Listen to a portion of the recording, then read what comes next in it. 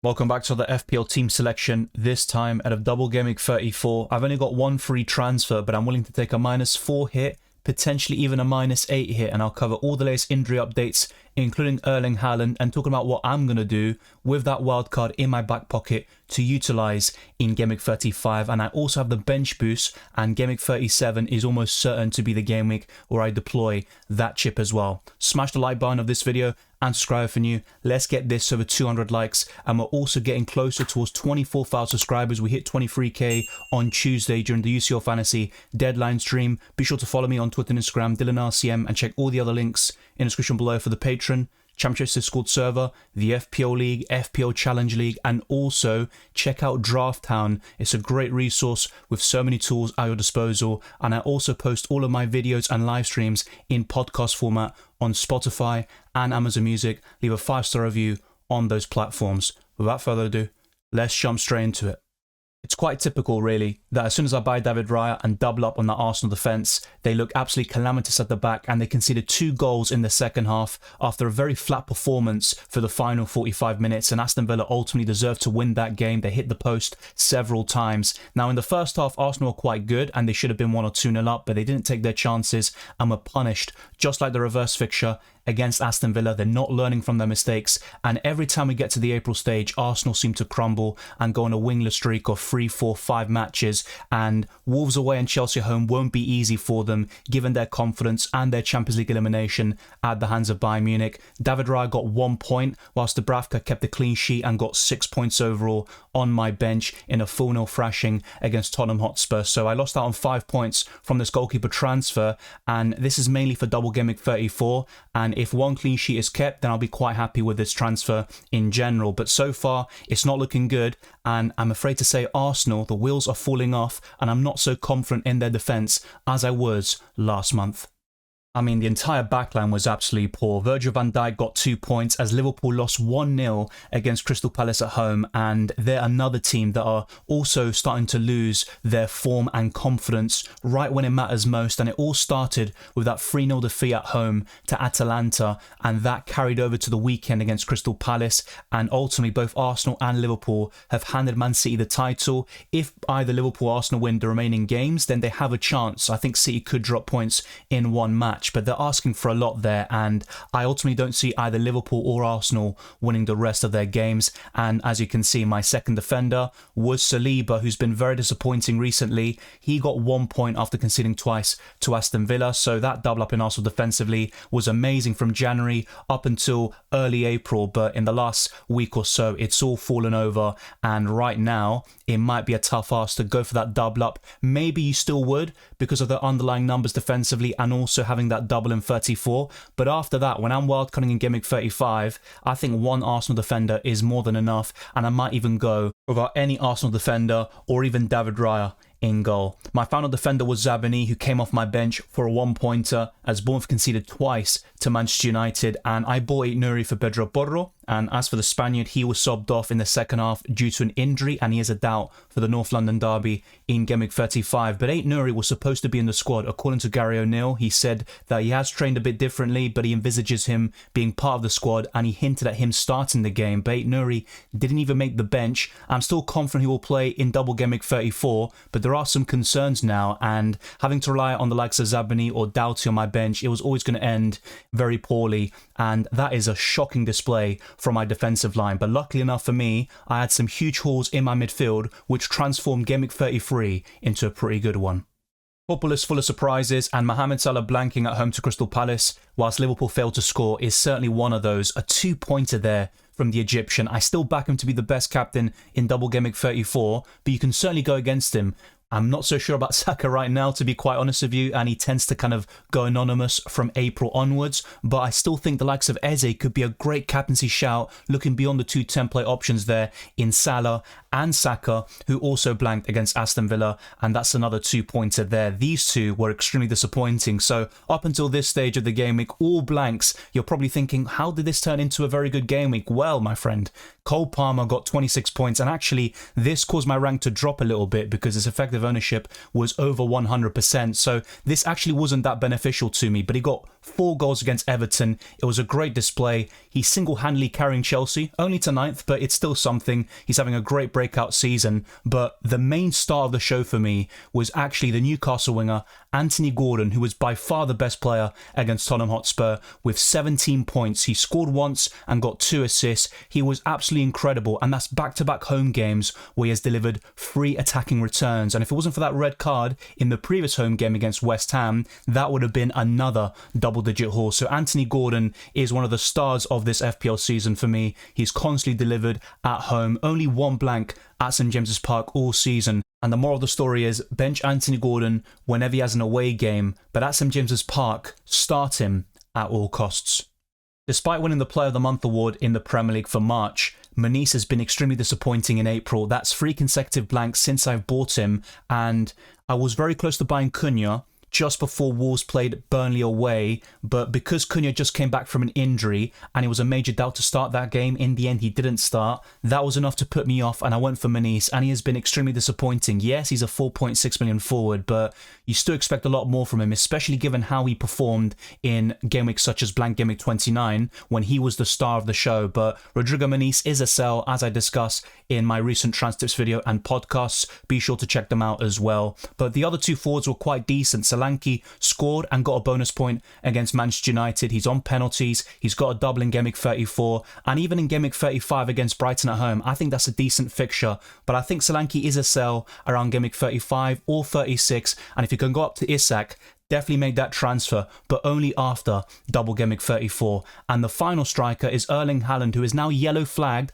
after coming off with an injury against Real Madrid. And the latest update by Pep Guardiola is the following: Erling and Kevin asked me to go out. Like Manu, Akanji, they could not continue. The game we were playing, they were amazing, and I'm not a big fan of making a lot of substitutions, but Kevin, Erling and Manu asked me to go out. So that is the only update we have so far. Could he play against Brighton? Of course he can, but you just never know, and you also have that FA Cup semi-final in between. So if Haaland was to play that, I think he could be benched against Brighton and Alvarez could get the job done. Man City can rotate a little bit and still win all of the remaining Premier League games. I think they will drop points in 1 or 2 of those matches, but it will still be enough to win the Premier League title. And Erling Haaland did deliver 10 points against Luton Town. A bit fortuitous with that late penalty, which swing things a little bit. You only got 1 bonus point as the likes of Doku got late attacking contributions to put Haaland down the pecking order, but 10 points is still a decent return from the captaincy. Those that went for Salah obviously suffered massively this week, and also those that went for Palmer, fair play. It was a great captain, one of the biggest hauls of all time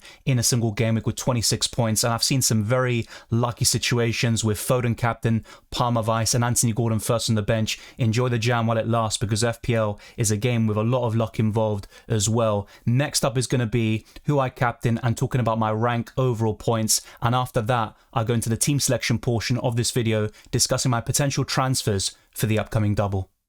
Looking at the positives, I did captain Erling Haaland, and that was a massive gain over those that captained Salah. I got 81 points overall, and my rank did go up by around 30,000 places. And if it wasn't for Anthony Gordon, it could have been a red arrow really, if not a very marginal green. We're talking about a few hundred places, if that. So I'm very happy with the likes of Gordon, Solanke and Haaland, because apart from that, even Palmer, that cost me a bit of rank. I was around 190k before we got 4 goals. And then you look at my entire defensive line, really shocking. Saka and Salah, very poor performances. And then Manice has just blanked time after time again whilst in my FPL team. But I do have only 1 free transfer, and I'm open to taking hits to bolster my double game week prospects for game week 34. So let's now discuss my starting 11 for the upcoming double and talk about a few variants and changes that I could make using the other websites like Drafthound and fpl.team.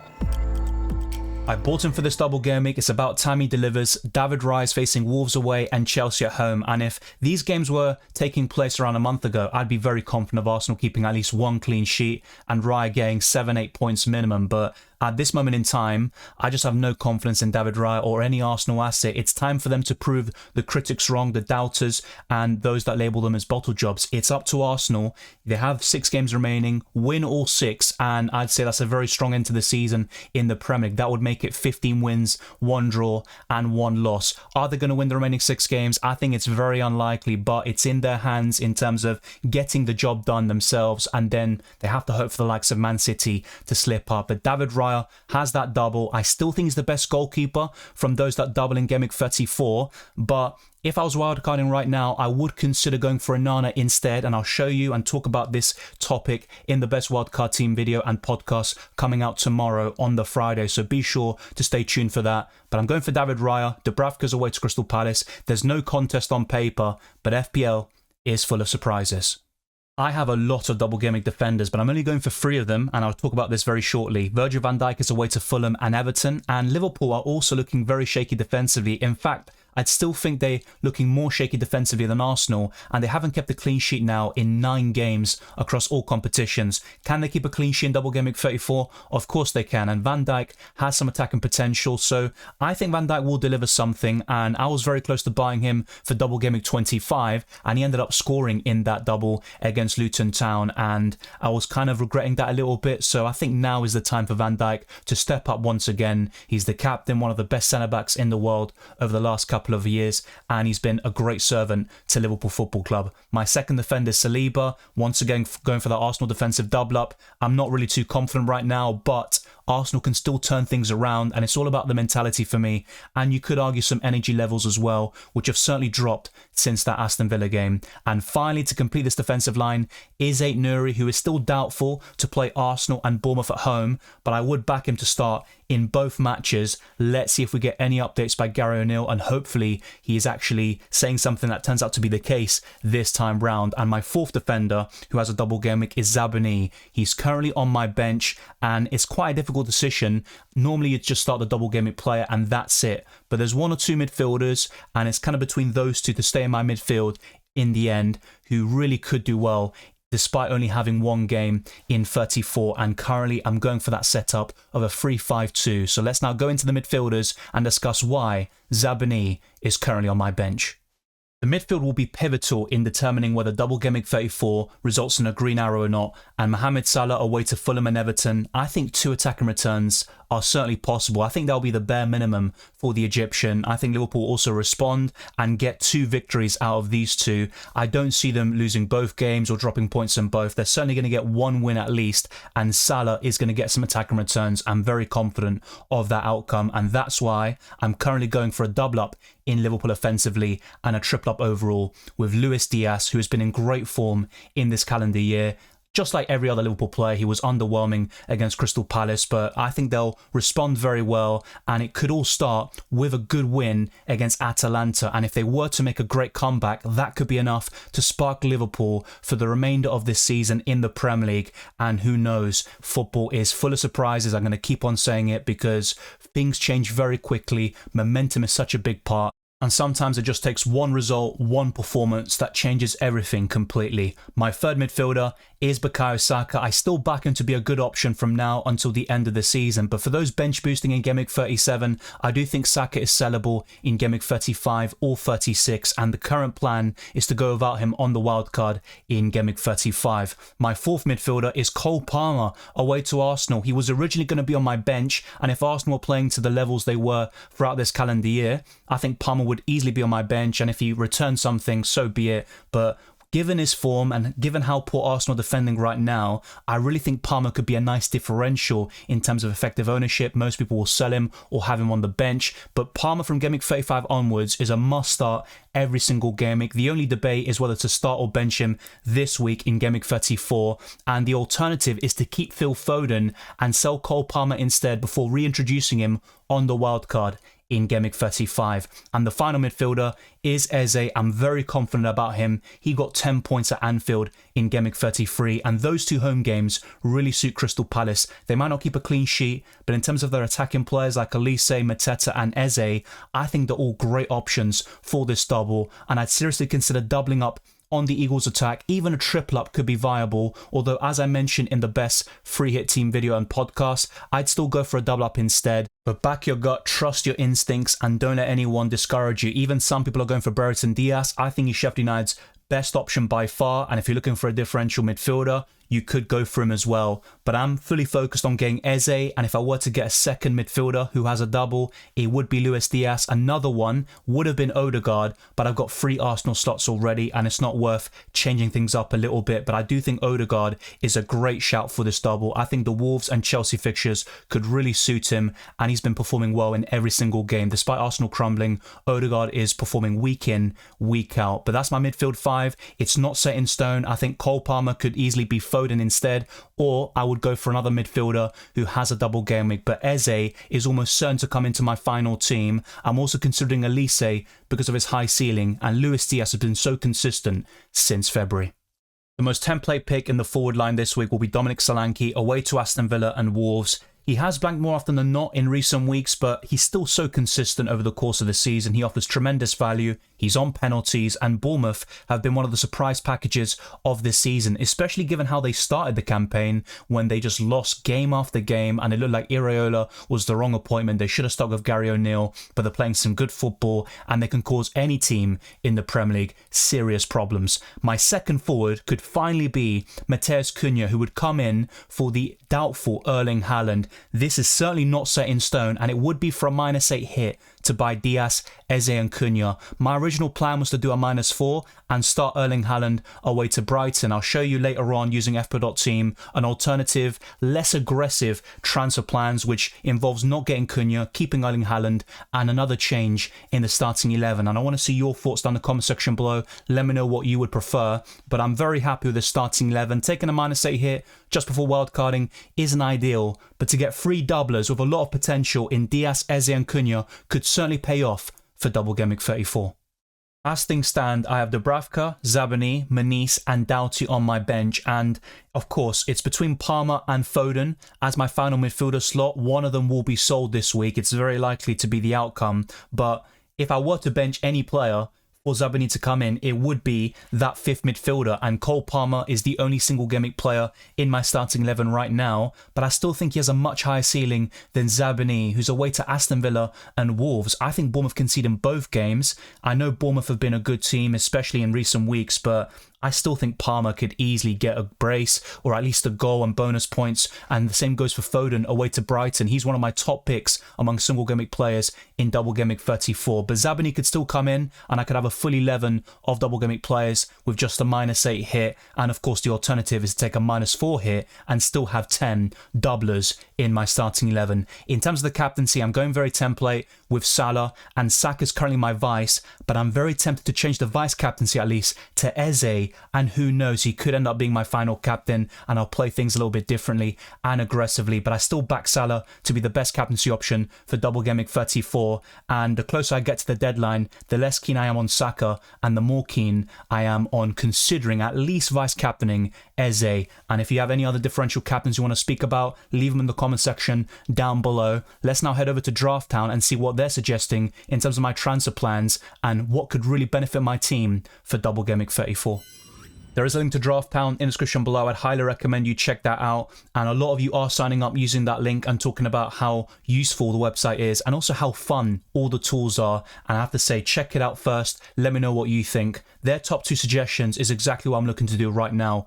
Gordon and Foden to Eze and Diaz for a hit, and if not, just for a single transfer, they're saying Foden to Diaz is the way to go. Their third suggestion is Saka to Odegaard as well as Foden to Diaz, and I have to say Odegaard is a great pick by Drafthound. I wouldn't sell Saka to Odegaard, but if I was building a free hit team now, I do think Odegaard would be my slight preference over Saka. That's something that has changed from my best free hit team video and podcast. I think the fixtures really suit Odegaard, and he's been in incredible form. Every single match, he's performing week in, week out, and he's someone that hasn't let his level drop or his head drop throughout this period. So I think Odegaard is a great pick there by Drafthound, but Eze is arguably the best midfielder to buy for this double. If I then go to the green tool, the optimization, then they put Aït-Nouri in for Manice as part of the starting 11, and also Salah's the captain with Saka as the vice, but this is before any transfers are made for the double. They still put Palmer in the starting 11, Aït-Nouri there, with the entire backline full of double gameweek players. Let's now bring in these transfer suggestions. So Luis Diaz in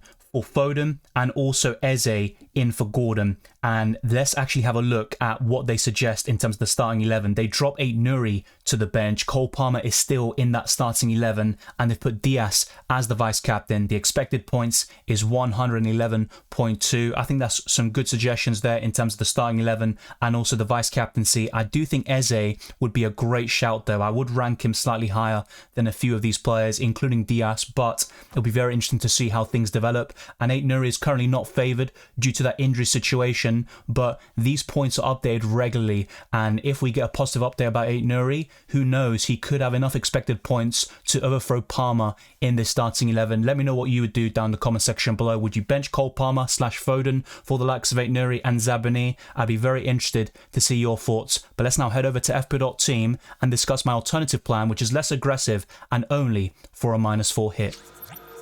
The goalkeeper would undoubtedly remain the same, David Raya with that double against Wolves away and Chelsea at home. 8 Nuri, Van Dijk, Saliba and Zabani as part of the back four, with Salah, Saka, Diaz and Eze completing the midfield, and Solanke and Haaland up front. So this will be 10 Double Gameweek players, only a -4 hit, Cole Palmer on the bench and Erling Haaland in the starting 11. And if not, if Haaland is still a doubt, I could just bench him and put Palmer in there. But I do think Cunha is worth that -4 hit, and that's why I'm prepared to take a -8 hit at this stage and then wildcard in Gameweek 35 and focus on that bench boost in Gameweek 37. And a lot of those players have good fixtures in Gameweek 35, 36 and Gameweek 38. The bench would still be quite similar. Dubravka, Manish and Doughty remain the same, but it's probably between Erling Haaland or maybe a Foden or Palmer being on my bench there, first on the bench, but it doesn't really matter. I wouldn't expect anyone in the starting 11 to miss out unless 8 Nuri's injury develops and it becomes something serious enough to rule him out for both games in Double Gameweek 34. Let me know your thoughts down in the comment section below, and thank you very much for watching this video and listening to this podcast. If you enjoyed it or found it useful, be sure to smash the like button and subscribe for new. Let's get this video to the 200 likes and let's keep on pushing towards new goals such as 25,000 subscribers and beyond. You can also follow me on Twitter and Instagram, DylanRCM, and check all the other links in the description below for the Patreon, Championships Discord server, the FPL League, FPL Challenge League, Drafthound, and also Spotify plus Amazon Music. Leave a 5-star review on those podcasts as well. I wish you all the best of luck for Double Gameweek 34 and the rest of the season, and I'll see you next time.